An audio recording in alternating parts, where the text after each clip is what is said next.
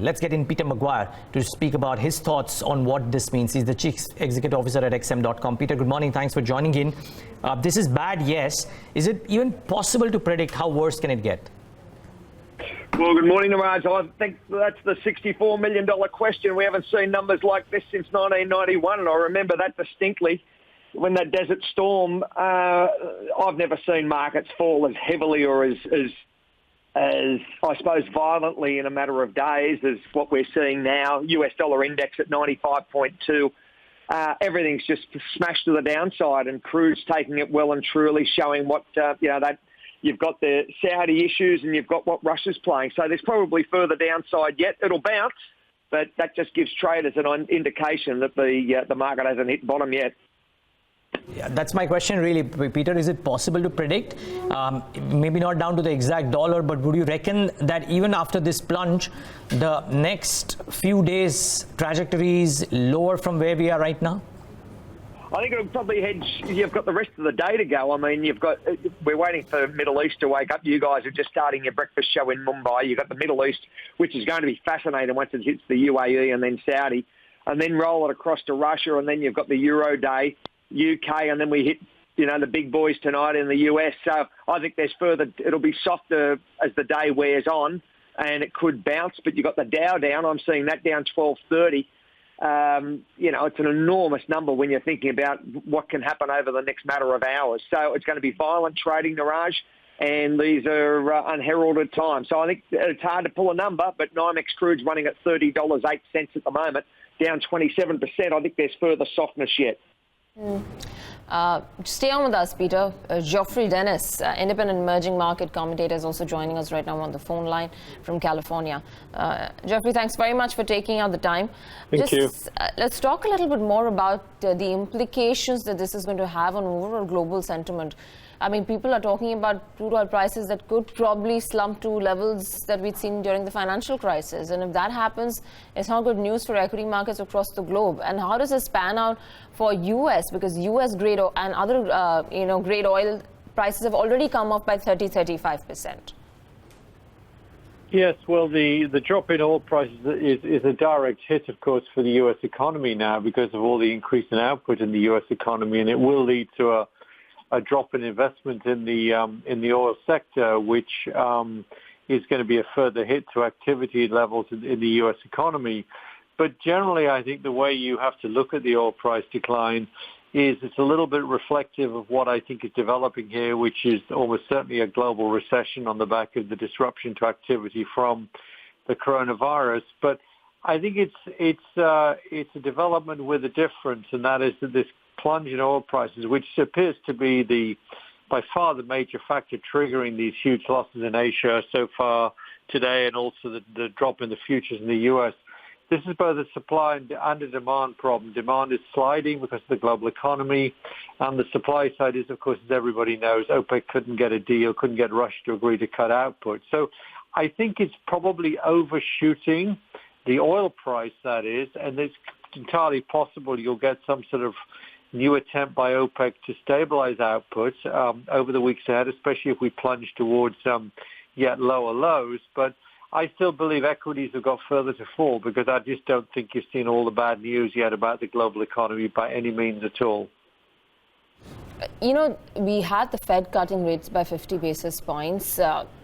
And now, with the yields dropping below 1, in fact, now at 0.5, there is still that section of the market that believes on March 18, when the Fed meets again, the probability of another cut is much higher this time. Do you think that they have that much ammunition to go ahead and tackle this issue now that the yields have come down to about 0.5%? Well, I think they do, clearly, because in some sense, in certain parts of the curve is inverted now. And I think what the truly dramatic drop in bond yields is giving you is a green light for the Fed to move rates again. So I think it's just a matter of how much they move in the meeting next week, not this coming week, but the week after. I would prefer to see the Fed not using a lot of ammunition here by, say, cutting by 75 basis points, which is what I've heard some commentary on. I think it's more likely perhaps the Fed moves by 25 or maybe by another 50, because I was critical of the Fed moving when it did early last week, because I think you need to leave some ammunition later for when you really do slide into recession. And so I don't want the market to drag the Fed too low.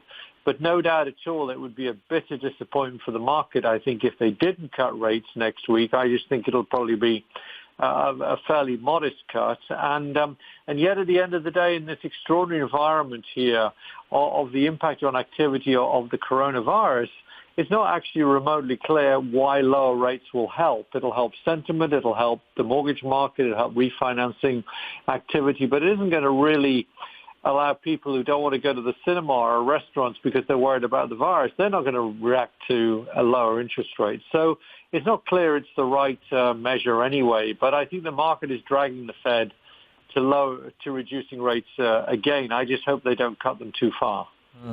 Okay, we'll get to Peter, but in just a moment too. But Jeff, just one question. Last Monday when you were with us, you mentioned, and I'm glad, I hope people took notice of that investors should try and play by the recession playbook. My question is this. Emerging markets would be net beneficiaries in the slightly medium term of falling crude prices, and this looks like it's here to stay. Would you continue playing by that playbook, and therefore would you believe that equities by and large have still some more room to go? Whether developed or emerging is another question. I think there's no question equity markets have got further to fall. I'm assuming peak to trough, the U.S. market is going to go down at least 20%. Now, it may go down a lot tomorrow. As of Friday night's close, it was down about 12.5%. 20% is a reasonable recession sort of move in equity markets. I don't think this is anything like as serious as the 2008 global financial crisis. Hopefully it's not anyway. We'll see about that. And I don't think things were as overboard as they were during the tech bubble in 2000. So I don't think you need to see those huge declines you had then. But if this is a recession, I think markets do go lower, and I still think it's way too early to start thinking about buying. Now, what's helping EM here? A few things helping EM here. Number one is China is doing better in terms of the market. And, of course, as you know, the speed of the pace of the new cases of the virus in China has slowed right down. That at the margin is probably helping EM. What's helping EM as well is the dollar's quite weak now. It's gone from 109, 110 against the euro to 113, 114. That will help emerging. And lower oil prices, as you say, at the margin are a benefit for a number of emerging markets. But at the end of the day, if you get a global recession and equities come down, it is very hard for emerging markets to outperform. Because typically, what investors do is they pull away from risk and they go towards safe havens. So I don't think EM is going to outperform here, but I think we're getting a little bit of help from one or two factors. But my main message here is we're going down again further. I think on the equity side, at least another 7 to 10% in the US. And I think EM is going down as well. Jeff, thanks very much for joining us this morning. Really appreciate you taking out the time. Thank you. Peter, one last question to you as well.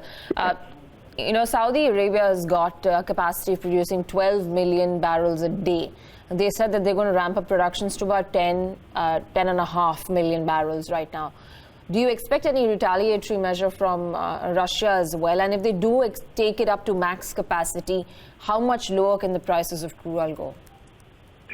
Gee, I mean, there's so many different moving parts there. We've got a relationship naturally that has been built over the matter of probably many, many years, Russia and Saudi. Is this the start of something far more perverse, that there is a relationship breakdown between the two parties? That's only just sheer speculation, but there'd be a number of traders, no doubt, taking that into consideration. MBS, what's happening in Saudi? You've got that issue that they had last Friday as far as the royal family and treason. So it just seems to be many different parts are playing out here. Saudi's got the firepower to certainly push prices a lot lower. They're the elephant in the room. And let's just see whether, what Russia's prepared to do. They might, toe the line. It all plays very favourably also in some ways for US. So the consumer wins, and that's going to be a big benefit, I think, over the next matter of months if prices stay down at these sort of $35 to $40 levels. it's going to be a win-win to not worry about the demand destruction so much, but from a consumer standpoint, more dollars as far as spending power. Right, got that. These are very uncertain times indeed. Peter, thanks very much for joining us this morning.